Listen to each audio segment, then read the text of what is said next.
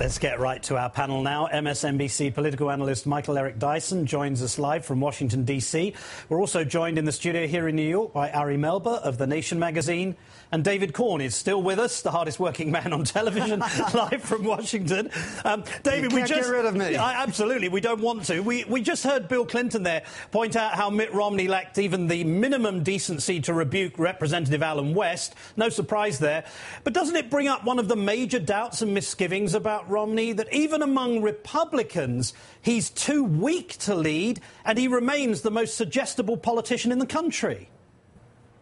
You asking me? Yes, I am, Corn. I am. I'm asking I'll you. happily take that one. You know, George Romney was a moderate Republican who showed a lot of guts in 1964 when he walked out of the Republican convention because he disagreed. He had an honest policy disagreement with Barry Goldwater on civil rights legislation. Can anyone here imagine, even with the use of drugs, Mitt Romney doing anything like that, just taking a stand? You know, it probably didn't help George Romney politically over the years, but it was a stand-up. He showed he was a stand-up guy. We've seen time and time again when Mitt Romney panders. Someone calls Barack Obama a traitor in front of him. He doesn't say no, no, no, no, no. It's not really hard to do this sort of stuff, but I guess he just hasn't found the right moment or opportunity. Well, there isn't a medicine for moral courage. Ari, Politico has a story today about the doubts and misgivings that Republicans still have with Romney. Let me quote. Here's a partial list. His stiff public appearance, his ideological inconsistency, his trouble confronting and controlling the Donald Trumps of the party,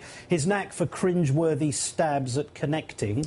So even with a bad economy, this man is struggling to attract the trust of his own party. Well, I looked at the Politico story. I think they had a list there that's familiar, and some of those things won't matter. The fact that Romney can't really connect in a room, that the longer you watch his speech, if you watch Road to the White House for the C-SPAN junkies, the less it makes sense because he's just not very good at it. I don't think that's going to decide this election. On the other hand, they had a couple substantive things on the list and that you've spotlighted on the show. How you deal with the people around you gives us a preview of the people you want to staff the most important company around, which is the federal government in our system. And so the fact that he not only doesn't confront Trump, but far from it has traveled around with him. I do think we give Trump too much attention generally. But when the nominee breaks bread with him this much and doesn't confront the racism, right, that's a big sign and a big problem. We are waiting for another scintillating speech from the candidate. As you can see, we have pictures there. Why do you laugh when I say that, Corn? You know he's a scintillating speaker. Now, Professor Dyson, let's take a listen to something else that Bill Clinton said last night about Mitt Romney. His plan is to go back to the Bush program, except on steroids. Professor Dyson, every day brings a new reminder of how close Romney is sticking to that Bush team. Today he's actually in Dallas for a fundraiser. We know he's about to speak right where Bush is living. So can we expect a nice photo op at some point between Mitt and W? Well, he's certainly trying to secure it, and if President Clinton is right that he's George Bush on steroids, I guess he's the Roger Clemens of the Republican Party right now. I think that the problem here is that, as Mr. Melber and Mr. Corn have indicated, this is not simply guilt by association, or in his case, guild by association with those golden edges and those big bucks. It's the inability to stand up and be independent-minded, to think critically for yourself. And if you can't think critically for yourself by reaching out to Allen West and saying, look, tamp down on the rhetoric. You're ratcheting it up way beyond reason. You're looking like a madman. Let's stand up on principle, not on unprincipled assaults upon people that then make me vulnerable. But he can't even do that. And if he can't even do that, we don't think he has the intestinal fortitude. We don't think he has the internal orientation towards strength and courage that is demanded of the commander-in-chief. Because, as Mr. Melber has indicated, it's not just the stuff on the paper, some of which is, problematic and some of which is rather more fickle. The bottom line is, where do you stand in the time of crisis? Who are the people you depend upon to give you advice? And how do you argue with competing interests so that you're able to come up with your own plan? That's the inability that Mr. Romney has shown that is deep and profound, and I think his Republican base finds it problematic. Professor Dyson, your timing is absolutely exquisite. We are watching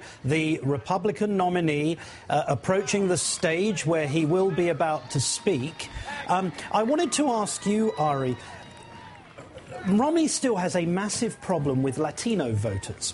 To your point about the way he's breaking bread with Donald Trump, that's hardly the best introduction, is it, in terms of minority groups, particularly in a place like Texas where there are so many people who draw their origins from, Hispanic backgrounds. I think that is a problem for Governor Romney. I know we could see him on screen right now, and whether he's making this pitch today or going around the Southwest, these are issues that he's going to have to confront. There's one big interesting thing here, which is the pundits have been wrong. The traditional narrative is you go to your base during the primary and then you move to the center, and we all hear that talk. He's not doing that. He continues to be appealing to some of the more divisive members of the party, and we'll see how that plays. Professor, could it be that a terrible economy, even the worst since the Great Depression, might not be bad enough for such a weak candidate like Mitt Romney to win? I'm afraid you're right. That's a brilliant analysis in capsule form.